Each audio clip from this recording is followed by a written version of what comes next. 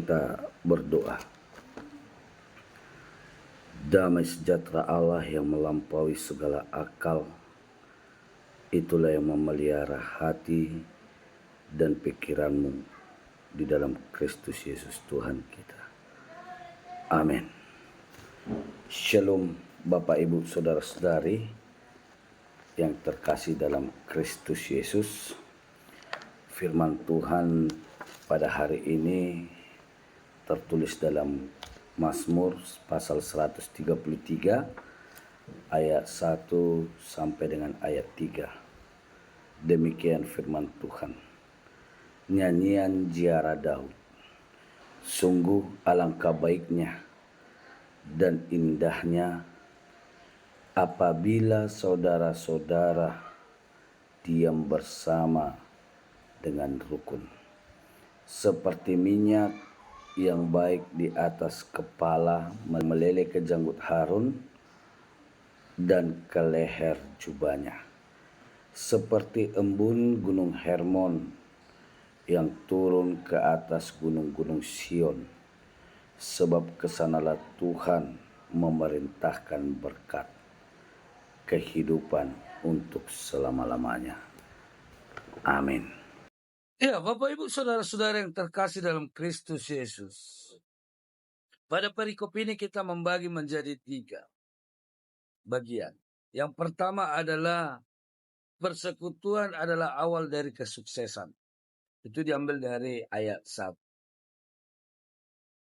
Apa yang menjadi gambaran dari kesuksesan kita? Apakah ketika kita sudah kaya kita dikatakan sukses?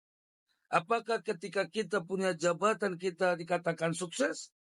Atau apakah ketika kita mendapatkan gelar yang banyak kita disebut sukses? Tidak. Kesuksesan kita adalah bagaimana kita berharga dan bermakna bagi banyak orang lain. Sebab kesuksesan itu bukan berbicara soal materi, bukan berbicara soal ijazah, bukan berbicara soal jabatan atau kedudukan kita. Tapi kesuksesan itu berbicara soal apa yang sangat-sangat berharga yang telah kita lakukan bagi banyak orang lain. Itu yang disebut dengan kesuksesan. Maka hal yang pertama yang harus kita cari dalam hidup kita bukan harta, bukan jabatan, bukan pendidikan, tetapi bagaimana kita mengikat persaudaraan dengan orang lain. Sehingga kita bermakna bagi dia. Sebab persekutuan itu adalah bentuk yang paling berharga Tuhan berikan dalam hidup kita. Maka ketika itu kita tidak manfaatkan Bapak Ibu Saudara-saudari. Dan kita menjadi batu sandungan bagi orang lain. Maka harta, jabatan, bahkan pendidikan kita tidak bermakna. Sebab tidak ada yang mampu merasakan itu jika kita tidak bersekutu dengan orang lain. Dan ini menjadi nasihat yang penting yang diberikan Daud kepada kita di dalam kebaktian rumah tangga kita pada saat ini. Oleh sebab itu, jangan kita berpikir Bapak Ibu, saudara-saudari, kita mampu membeli persaudaraan, kita mampu membeli persekutuan dengan harta kita, tidak. Tetapi dengan persekutuan kita, dengan persaudaraan kita, kita mampu mencari harta yang banyak di dalam hidup kita.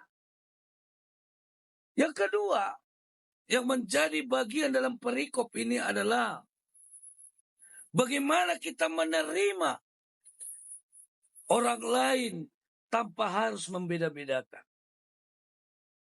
Dan ini bisa kita lihat di dalam ayat 2 dan ayat 3. Jelas dikatakan di dalam ayat 2, Daud memberikan perumpamaan tentang minyak. Dan di ayat 3 Daud memberikan perumpamaan tentang embun. Yang mana embun berasal dari unsur air. Dan kita tahu bahwa minyak dan air tidak pernah bisa bersatu. Dan di sini Daud ingin menjelaskan kepada kita bahwa persekutuan itu tidak memilih-milih, tidak membeda-bedakan.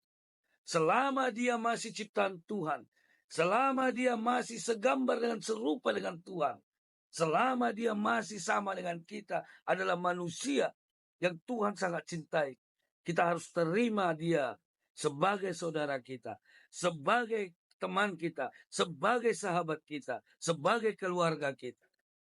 Meskipun kita berbeda, baik itu dari segi ekonomi, segi jabatan, segi karakter, segi sifat, segi asal-usul.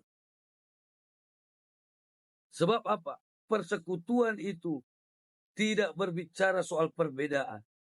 Tetapi persekutuan itu berbicara bagaimana kita saling topang-menopang, tolong-menolong satu sama lain. Maka Kristus datang ke dunia ini menjadi jembatan penghubung antara kita dengan Tuhan. Menjadi jalan bagi kita dengan Tuhan. Oleh sebab itu Bapak Ibu Saudara-saudari yang terkasih dalam Kristus Yesus, di masa-masa Paskah ini kita harus memperlihatkan bahwa kematian dan kebangkitan Yesus adalah awal persekutuan di dalam kehidupan kita. Amin.